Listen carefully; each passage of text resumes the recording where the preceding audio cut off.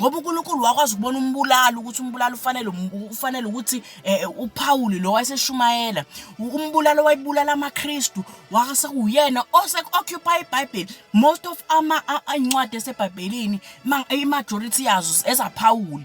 Umuntu owayibulala amaKristu uyena oseshumayela ngamaKristu, because it is never about ilokhuzana. It is never about reaching a destination of holiness, but it is the side of journeying with God. On the side of journeying with God. Mangabulala namsi iwuhambo noNkulunkulu.